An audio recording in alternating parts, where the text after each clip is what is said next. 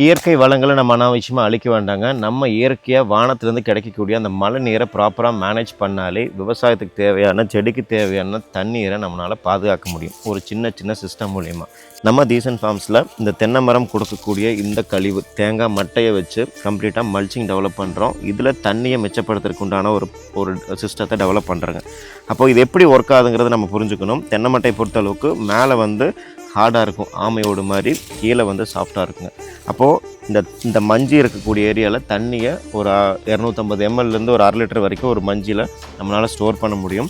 இந்த மட்டை என்ன பண்ணணும்னா நேரடி சூரிய வெளிச்சத்தை மண்ணில் படாமல் பாதுகாத்து அந்த நீர் ஆவியாகிறத எவாப்ரேஷன் லாஸை கண்ட்ரோல் பண்ணி கொடுக்குதுங்க. அப்போது தண்ணியும் மிச்சப்படுத்த முடியும், மண்ணையும் பராமரிக்க முடியும், இயற்கை வளங்களையும் பாதுகாக்க முடியும். நம்ம யாருக்கும் இந்த இயற்கை வளங்களை அழிக்கிறதுக்கு எந்த உரிமையும் கிடையாது. நிலத்தடி நீரை தேவையில்லாமல் போர் போட்டு எடுத்து அதையே வீணாக்க வேண்டாங்க. இந்த மாதிரி ஒரு சின்ன புரிதலோட விவசாயத்தை பார்த்தோம்னா தண்ணியும் மேனேஜ் பண்ண முடியும், மண்ணையும் பாதுகாக்க முடியும்.